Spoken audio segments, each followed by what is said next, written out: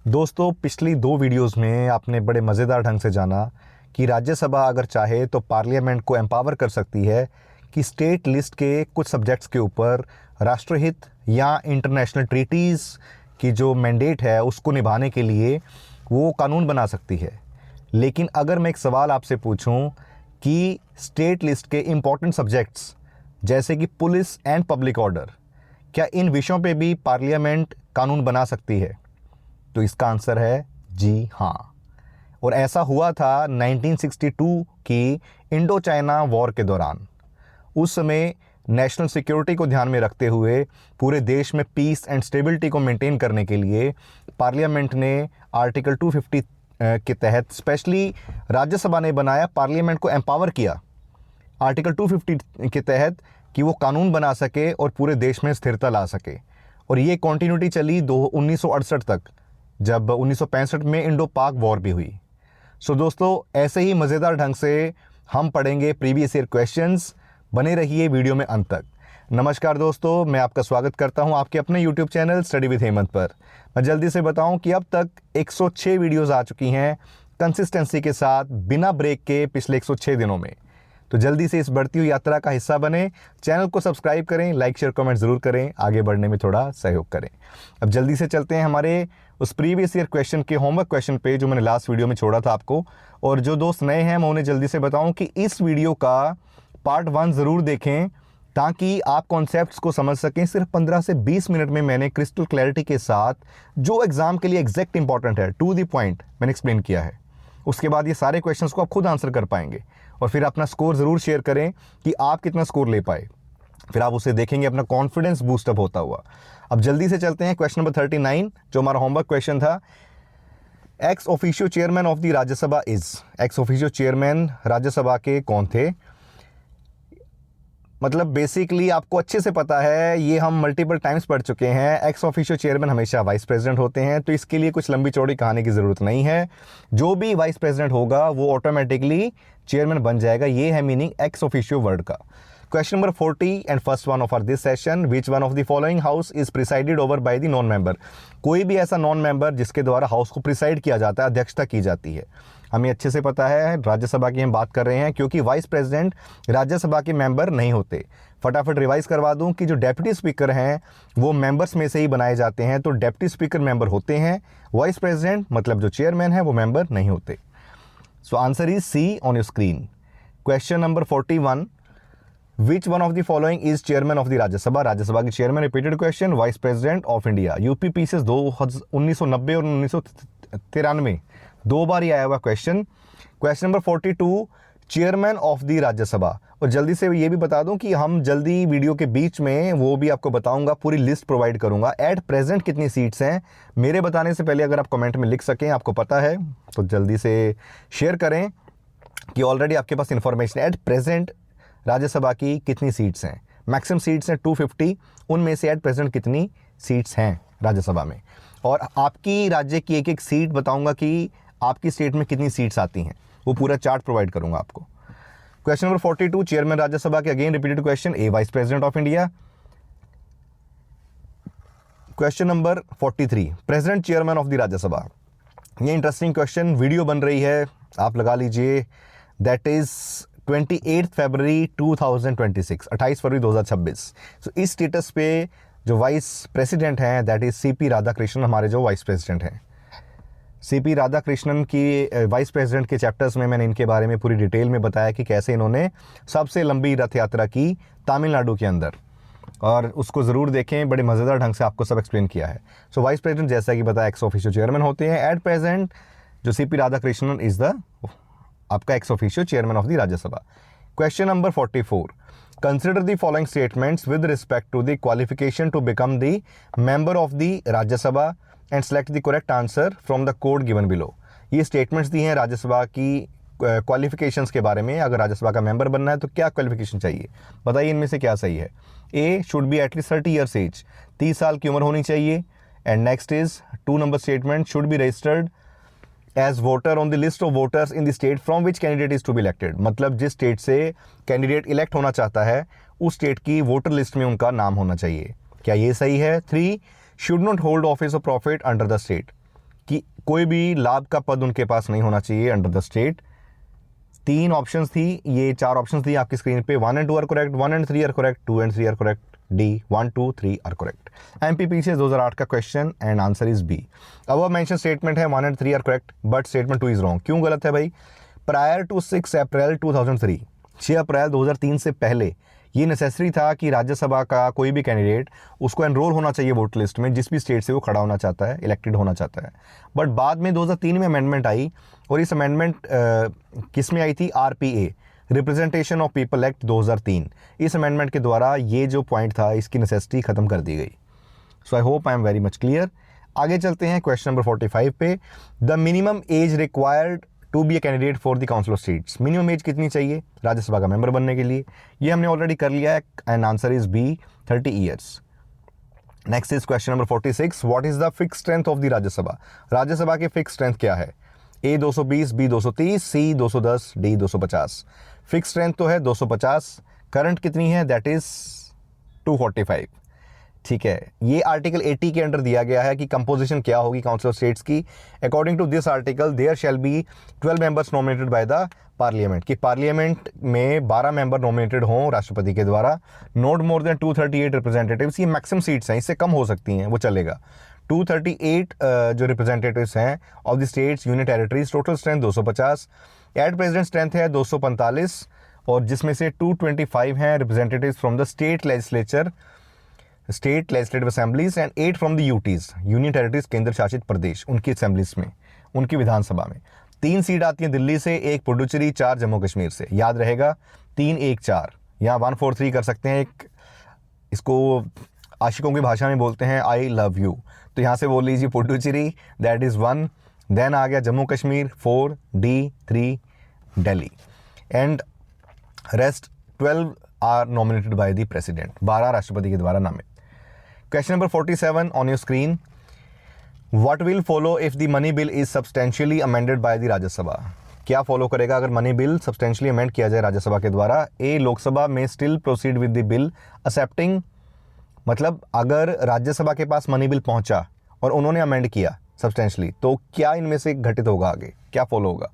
ए, लोकसभा में still proceed with the bill, Lok Sabha भी उस बिल के साथ प्रोसीड कर सकती है। एक्सेप्टिंग और not accepting the recommendations of Rajya Sabha, कि जो राज्यसभा ने सिफारिशें रिकमेंडेशंस भेजी हैं उनको माने या ना माने बिना, या कुछ मान ले कुछ छोड़ दे, ये ऑप्शन है। B, that is Lok Sabha can not consider the bill further, Lok Sabha उसके बाद एक बार उन्होंने अमेंडमेंट कर दी या कंसिडरेशन भेज दी तो लोकसभा आगे फर्दर कंसिडर नहीं कर सकती।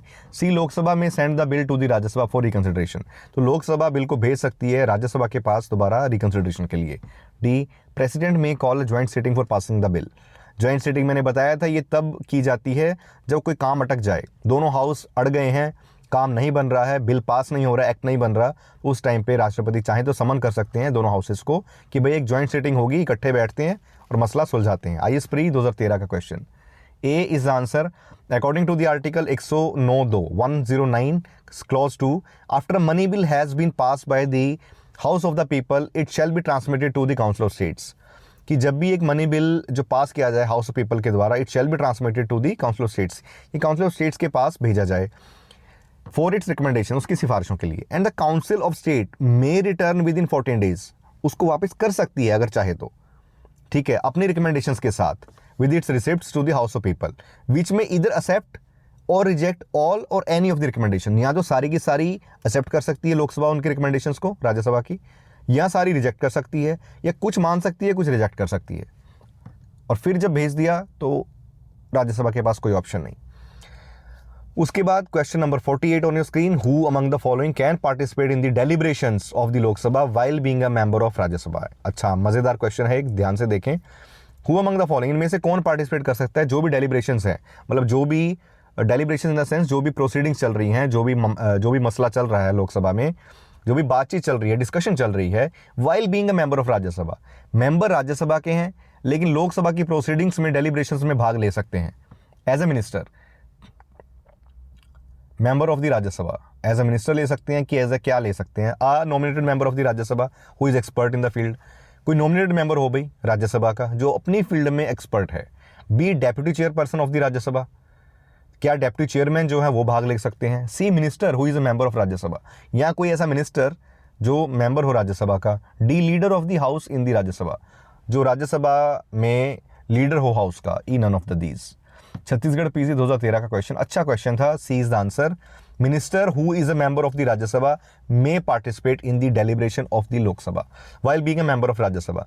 राज्यसभा का मेंबर होते हुए अगर उनकी फील्ड के रिगार्डिंग उस मैटर को अपना सिग्निफाई करने के लिए, उसको अच्छे से प्रेजेंट करने के लिए वो भाग ले सकते हैं दूसरे हाउस में भी। मतलब राज्यसभा के मिनिस्टर हैं लेकिन वो लोकसभा की प्रोसीडिंग में भाग ले सकते हैं, बट वोट नहीं कर पाएंगे क्योंकि वो अपने हाउस में ही वोट कर सकते हैं, पार्टिसिपेट कर सकते हैं दूसरे हाउस में अगर वो उनसे रिलेटेड है।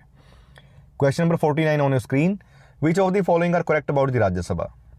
क्या सही है जी राज्यसभा के बारे में? 1, it is not a subject to dissolution, ये डिसोल्यूशन इसकी नहीं हो सकती, मतलब भंग नहीं किया जा सकता।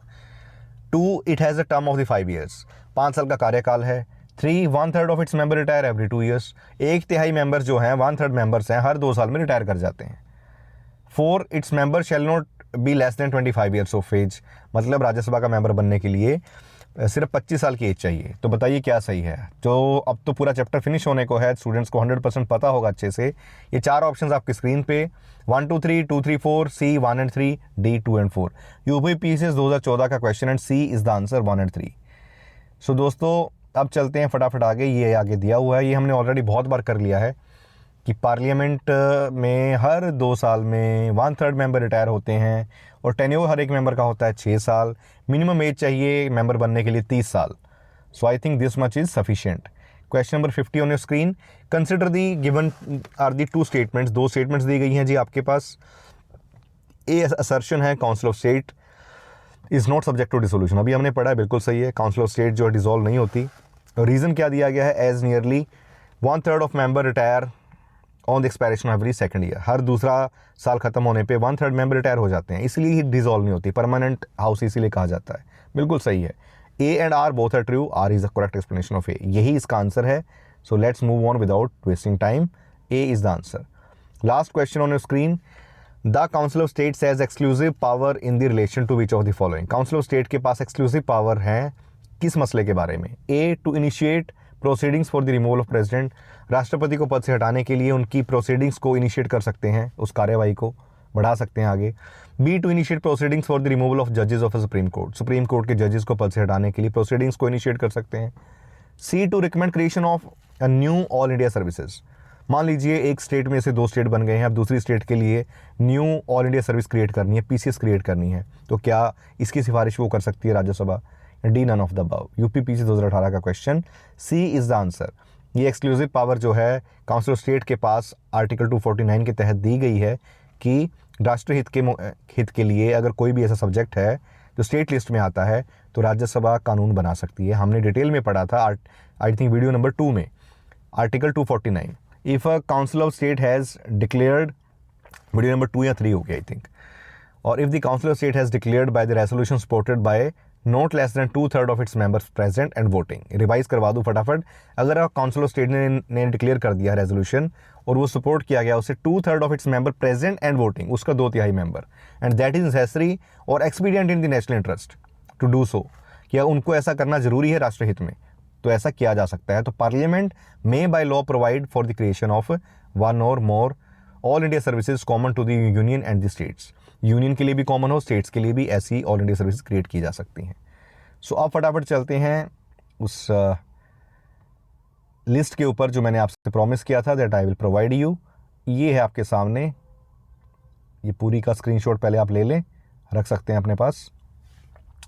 टोटल सीट इतनी है, उत्तर प्रदेश में सबसे ज़्यादा 31, और सबसे कम जो एक सीट है वो कितने जिलों में है? नॉर्थ ईस्ट में से देख लीजिए, मणिपुर, मिज़ोरम, त्रिपुरा, MMT, ठीक है जी, MMT, मणिपुर, मिज़ोरम, पहले MA आ गया, फिर अल्फ़ाबेटिकल MI आ गया, फिर आ गया T त्रिपुरा। 3 होगी नॉर्थ ईस्ट की स्टेट्स जहाँ पे एक सीट है, और पुडुचेरी अब नीचे वाली साइड आ जाइए, और गोवा, ये बिल्कुल पास पास ही लगते हैं एक तरह से।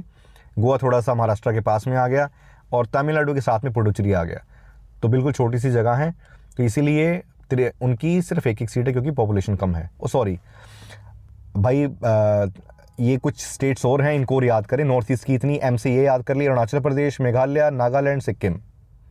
तो 1 2 3 4 और 3 7, सारी 7 सिस्टर्स की एक एक सीट है। मैं इसको इन्फॉर्मेशन को थोड़ी एक्सपेंड कर दूं, 7 की 7 स्टेट्स की एक एक सीट है, और उसके अलावा गोवा और पुडुचेरी की एक एक सीट है। उसके अलावा आई थिंक कहीं पे भी एक सीट नहीं है। और उत्तर प्रदेश की सबसे ज़्यादा 31 सीट्स हैं। बाकी आपकी स्क्रीन पे हैं, इनको याद कर लें। टोटल एट प्रेजेंट 2026 में 245 सीट्स हैं। So friends, this was all for today session. आज हमारा चैप्टर पार्लियामेंट 2 फिनिश हुआ। सच में दोस्तों अच्छा लगा, मज़ेदार लगा, कंटेंट काम का लगा, तो यार प्लीज़ थोड़ा सा सपोर्ट करें चैनल को, दोस्तों से ज़रूर शेयर करें, थोड़े से कमेंट्स दें, आपके एंगेजमेंट दिखे, डाउट्स पूछे बिंदास होके, I will definitely answer. Thanks for watching, stay tuned for the next video.